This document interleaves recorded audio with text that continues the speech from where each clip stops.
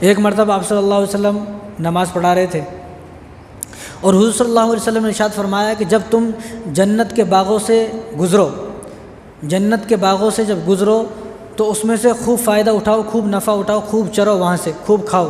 صحابہ نے پوچھا کہ رسول اللہ جنت کے باغ، جنت کے باغ تو وہاں ہیں، ہم لوگ وہاں کیسے جائیں گے وہاں پر؟ تو حضور نے اس وقت یہ فرمایا جنت کے باغ مسجد ہے، مسجد جنت کے باغ ہیں۔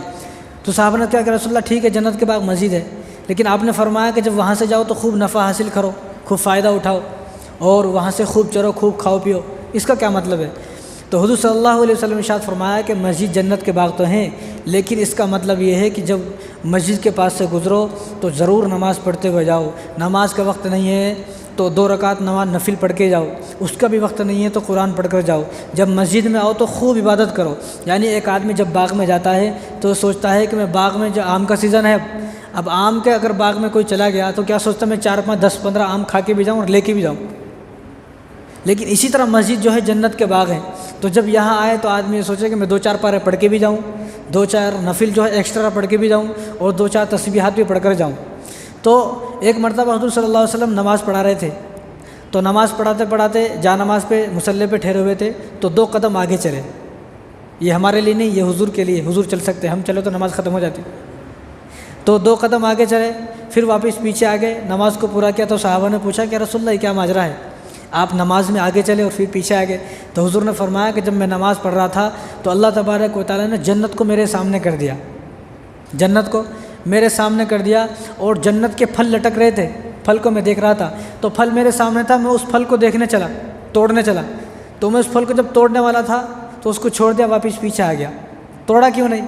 تو حضور نے فرمایا اگر میں اس پھل کو توڑ لیتا، جنت کے اس پھل کو توڑ لیتا تو قیامت تک تم لوگ اس کو کھاتے رہتے، وہ پھل کم نہیں ہوتا۔ ایک پھل جنت کا کہ تم جب جنت کے پھل کو میں توڑ لیتا تو تم اس کو قیامت تک کھاتے رہتے، لیکن وہ پھل کم نہیں ہوتا۔ کیوں؟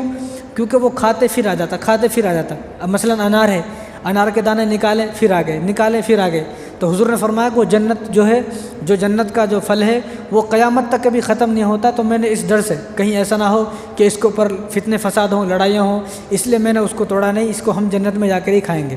تو جنت کا یہ پھل ہے۔ تو حضور نے فرمایا کہ جب جنت کے باغوں سے گزرو تو خوب چرو۔ کیا مطلب؟ تو حضور نے فرمایا کہ وہاں جا کر آدمی سبحان اللہ والحمد للہ ولا الہ، تیسرا کلمہ جو ہے اس کو پڑھے۔ اس کا پڑھنے سے کیا ہوتا ہے؟ حضور نے فرمایا کہ جو آدمی اس کو 1 مرتبہ پڑھتا ہے تو اس کے لیے جنت میں ایک درخت لگا دیا جاتا ہے۔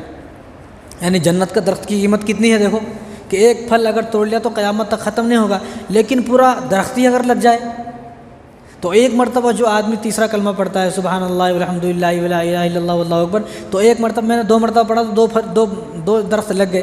تو جو آدمی جتنی مرتبہ پڑھے گا اتنے ہی اس کے لیے درخت لگ جائیں گے۔ تو ہم میں سے ہر آدمی یہ کوشش کرے۔ تو اللہ تبارک و تعالیٰ کو سب سے زیادہ جو پسند ہے وہ مسجد پسند ہے، اور آج ہماری مسجد ویران ہے، آج ہماری مسجد ویران ہے۔ اور علماء فرماتے ہیں جب مسلمانوں کے پاس اجازت ہو کہ وہ مسجدیں کھلی ہوں اور مسجدوں میں نماز پڑھنے کی اجازت ہو، نماز پڑھ سکتے ہوں، پھر بھی نہ پڑھیں۔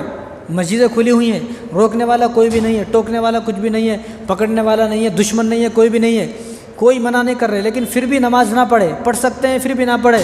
تو علماء نے فرمایا کہ پھر اللہ تبارک و تعالیٰ مسجدوں کے دروازوں کو بند کر دیتے ہیں، مسجدوں میں عبادت کی توفیق چھین لیتے ہیں، مسجدوں کے دروازے بند ہو جاتے ہیں۔ جب دشمنوں کے دل میں اللہ تبارک و تعالیٰ اس بات کو ڈالتے ہیں، وہ مسجدوں پر قبضہ کرتے ہیں۔ جیسا کہ آپ مسجدوں کے اوپر چل رہا ہے، آپ سب کو معلوم ہے آج مسجدوں کے اوپر کیا جھگڑا چل رہا ہے۔ گیان واپی کی مسجد جو ہے آج غیر مسلم وہاں پوجا کرنے کو تیار ہے، خالی مندر پڑی ہوئی ہے، وہاں پوجا نہیں کر رہا، وہ خالی مندر ہیں، لیکن مسجد میں پوجا کرنا ہے۔ کئی بار تو مسجد مسلمانوں نے آباد نہیں کی، جب مسجد کو مسلمان آباد نہیں کرے گا تو غیر مسلم ایسے ہی ہماری مسجدوں پر قبضہ کریں گے۔ ایسے ہی مسجدوں کو سب سے پہلے آباد کرنے کی فکر کرے۔